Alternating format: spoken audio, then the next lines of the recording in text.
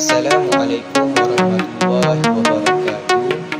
Saya Muhammad Amirul Arif bin Muhammad Smadi, pelajar Pendidikan Islam 2 daripada kampus Temenggong Ibrahim bersama dua orang lagi rakan saya, Nurnidah Hanifah dan Nurmaliana. Kami akan membincangkan isu-isu permasalahan yang berkaitan dengan Kod Etika Perguruan Malaysia. Antara isi kandungan yang kami akan bincangkan, yang pertama ialah pengenalan yang berkaitan dengan kod etika. Yang kedua, konsep kod etika. Yang ketiga, isu-isu semasa yang berkaitan dengan kod etika dan penyelesaiannya, serta penutup, rumusan dan rujukan. Profesyen perguruan atau bekerja sebagai guru adalah antara beberapa jenis pekerjaan yang penting dalam proses pembangunan manusia, masyarakat dan negara. Profesyen perguruan merupakan profesyen paling utama di dalam proses penyerapan ilmu, pengetahuan kepada individu dan masyarakat. Kod etika profesyen keguruan sama seperti profesyen yang lain seperti kejuruteraan, perubatan dan guaman, juga mempunyai kod etikanya. Bagi seseorang guru, mereka perlu mematuhi kod etika ini demi menjaga imej, maruah, status, akhlak dan kepribadian seseorang guru. Lebih-lebih lagi dalam konteks negara kita, Malaysia, imej yang dipertontonkan oleh seorang guru perlu boleh diteladani oleh anak-anak muridnya supaya imej dan maruah guru dapat dimartabatkan dan diletakkan di tempat yang tinggi. Di Malaysia, tata tusila profesyen keguruan yang digariskan oleh Kementerian Pendidikan Malaysia adalah merupakan landasan dan garis panduan untuk setiap guru menjaga imej profesionnya. Menurut Mok Sun Sang, seseorang guru yang baik seharusnya mempunyai sifat dan kualiti peribadi yang baik seperti baik hati, pandai berjenaka, sabar, bertanggungjawab, yakin pada diri dan mempunyai sifat kepimpinan. Seterusnya, mari kita fahami apa itu definisi etika. Perkataan etika berasal daripada bahasa Inggeris yang membawa maksud etik. Perkataan etik itu pula dari bahasa Greek ethos yang mempunyai maksud sikap atau adat yang menentukan tingkah laku sesuatu golongan. Manakala menurut Kamus Dewan Bahasa dan Pustaka, etika bermaksud satu sistem dasar akhlak, adat atau tingkah laku atau kesusilaan. Seterusnya kita lihat konsep etika. Konsep etika ialah yang berkaitan dengan tingkah laku seseorang yang diterima dan dipersetujui oleh sekumpulan masyarakat. Selain itu, konsep etika juga menggambarkan nilai-nilai moral yang baik, buruk, betul dan salah. Beretika bermaksud tingkah laku yang mengandungi nilai-nilai murni yang menjamin kesempurnaan dan keharmonian hidup. Apakah yang dimaksudkan dengan etika profesional? Etika profesional ialah salah satu alat kawalan sosial yang digunakan sebagai salah satu panduan dalam mendisiplinkan diri ke arah yang lebih beretika. Semua garis panduan yang bertujuan meningkatkan tahap kualiti, produktiviti dan disiplin dalam perkhidmatan dengan memberi penekanan terhadap semua aspek yang berkaitan dengan peraturan dan peradaban, peranan nilai serta tingkah laku profesyen dalam masyarakat. Melalui pernyataan konsep etika profesional, dapatlah kita fahami melalui ikrar tata tusila profesyen keguruan, iaitu kami, guru-guru Malaysia, yakin bahawa tujuan utama pendidikan ialah berusaha menuju ke arah pembentukan warga negara yang berilmu, yang taat setia, yang bertanggungjawab dan berkebolehan, yang menyedari betapa pentingnya usaha menuju ke arah kebenaran dan ke arah pencapaian hasrat yang gemilang dan yang percaya kepada demokrasi, kebebasan, perseorangan dan prinsip-prinsip rukun negara. Dengan menyedari betapa besarnya tanggungjawab membimbing anak muda untuk mencapai kemajuan sepenuh-penuhnya, maka dengan ini kami menerima tata susila berikut sebagai panduan untuk membolehkan kami menyempurnakan profesen kami ke taraf kesusilaan yang setinggi-tingginya. Tanggungjawab terhadap pelajar, tanggungjawab terhadap ibu bapa, tanggungjawab terhadap masyarakat dan negara, tanggungjawab terhadap rakan sejawat dan profesen keguruan. Saya, Nur Nida Hanifah binti Abdul Wahab, akan menerangkan tentang isu-isu semasa yang berkaitan dengan etika keguruan dan juga penyelesaian terhadap isu-isu tersebut. Baiklah, isu yang pertama yang saya bawakan di sini ialah guru tidak menyukai murid ataupun berlaku pilih kasih terhadap murid-muridnya di dalam kelas. Pada hari ini kita telah pun menyaksikan ramai dalam kalangan guru yang pilih kasih terhadap murid-muridnya tanpa mereka sedari. Ada dalam kalangan guru kita yang hanya melayan murid yang pandai sahaja di dalam kelas. Ada juga dalam kalangan guru kita yang hanya melayan murid yang petah berbicara sahaja dalam kelas tanpa menyedari bahawa beliau mengabaikan perasaan murid-murid yang terkebelakang. Baiklah, menyukai murid sudah tentu tidak boleh dilakonkan oleh guru. Malah ia merupakan perkara yang semula jadi dan spontan di dalam diri guru tersebut.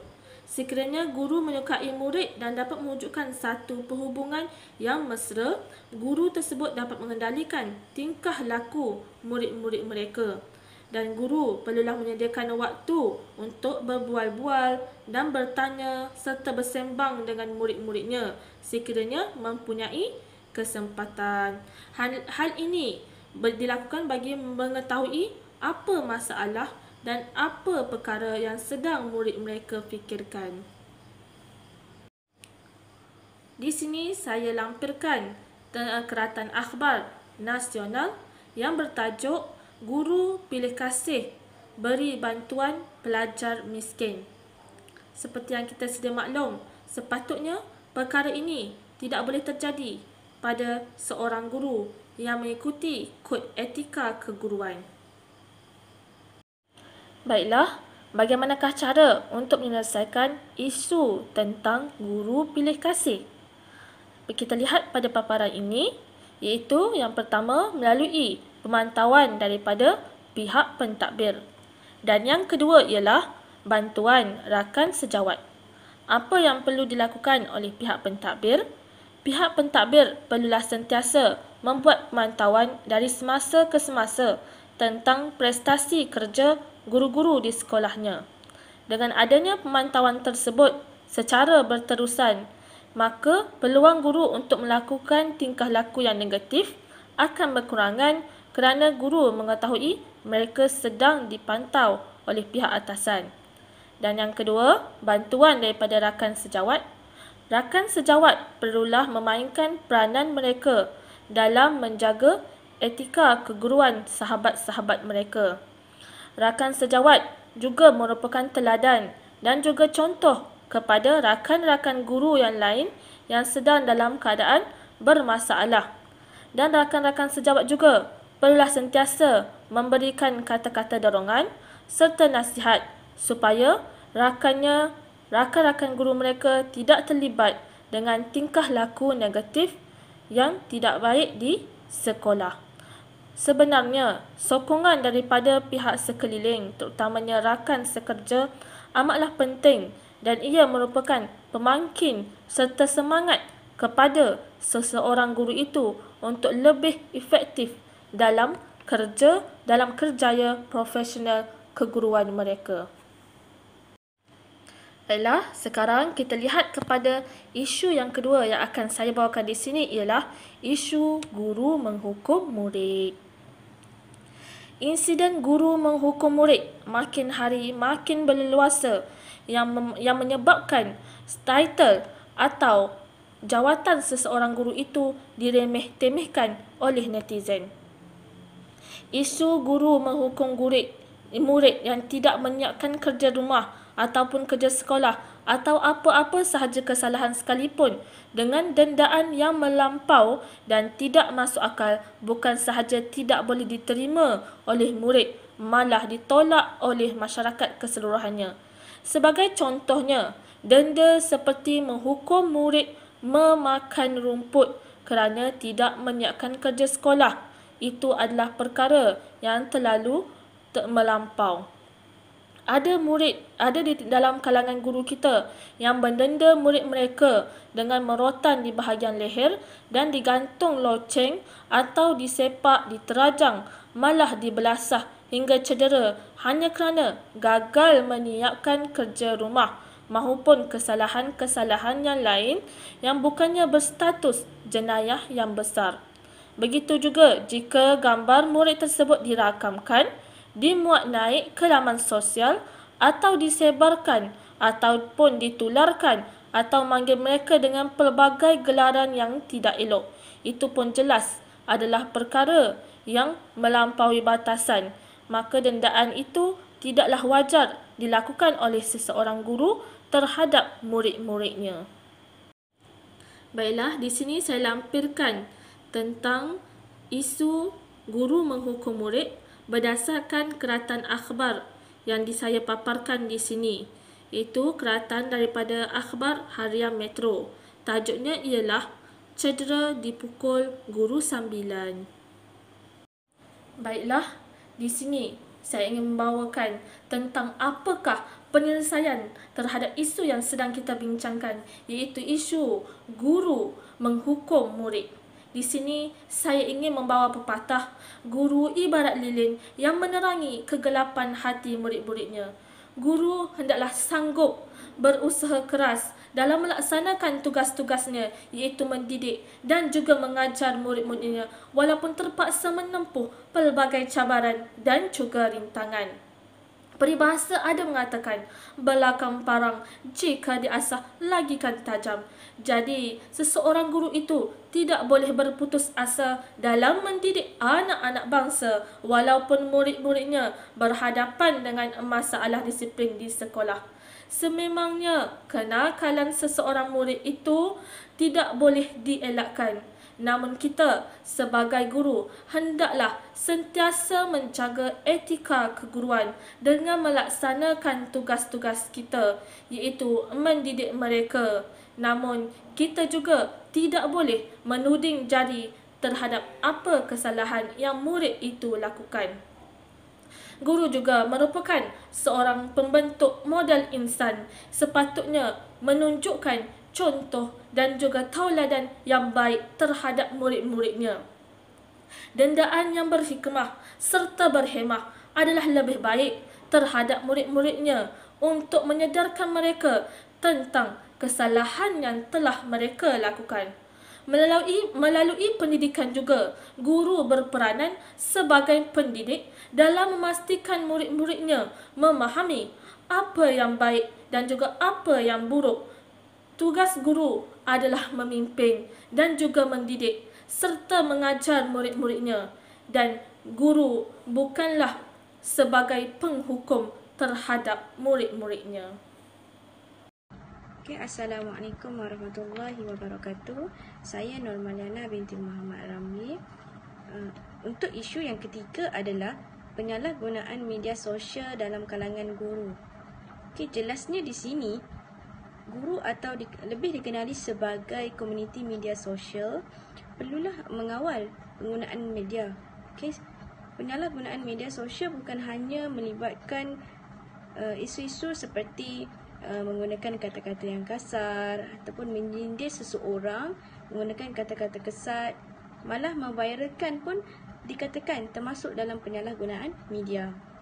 Guru perlu memandang serius dan harus berwaspada agar tidak terlibat dalam penyalahgunaan media sosial.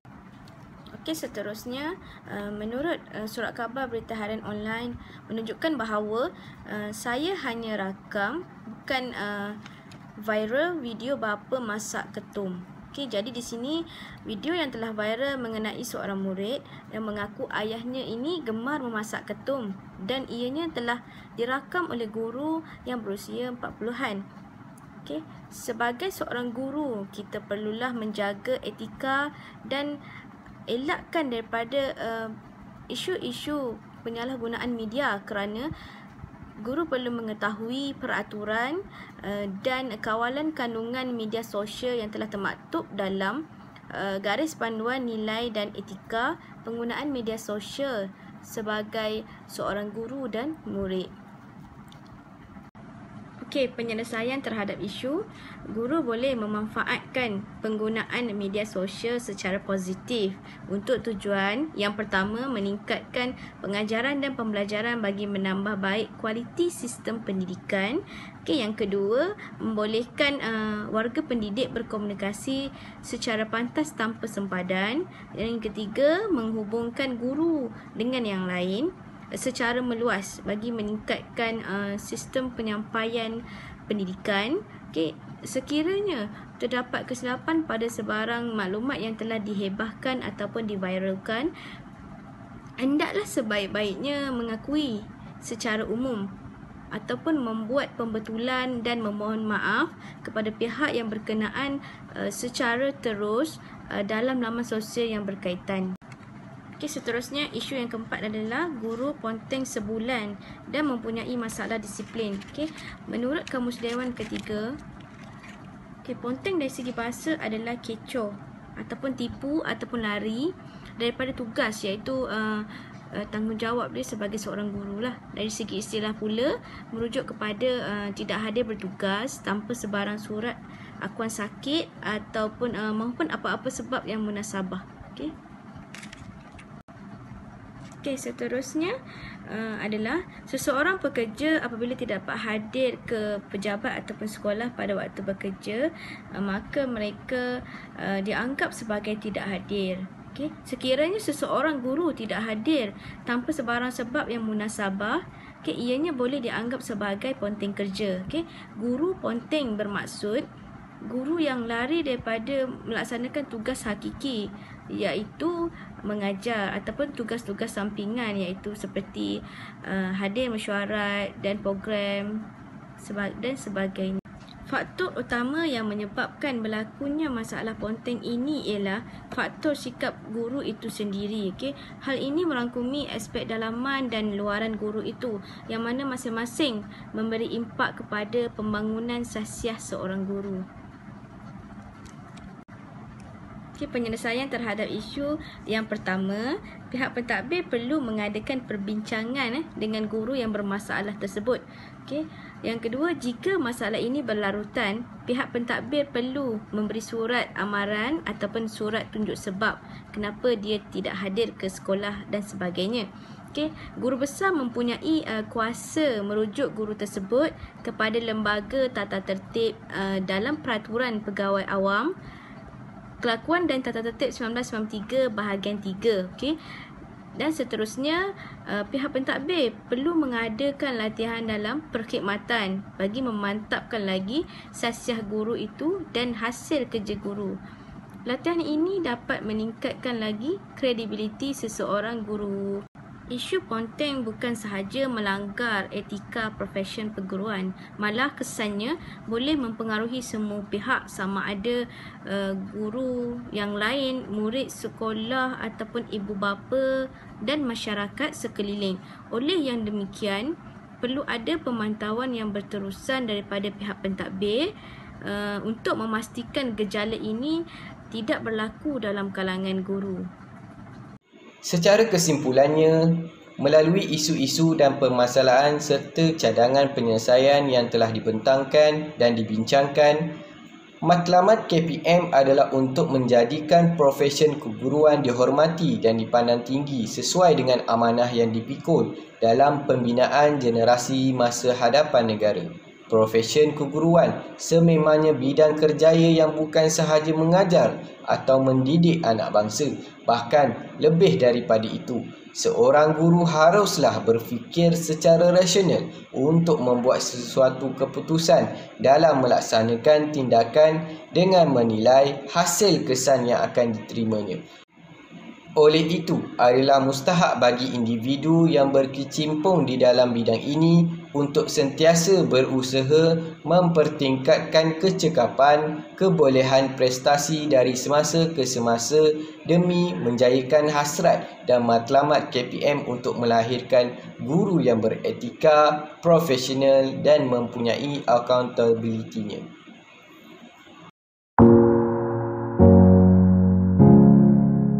Sekian sahaja daripada kami. Terima kasih.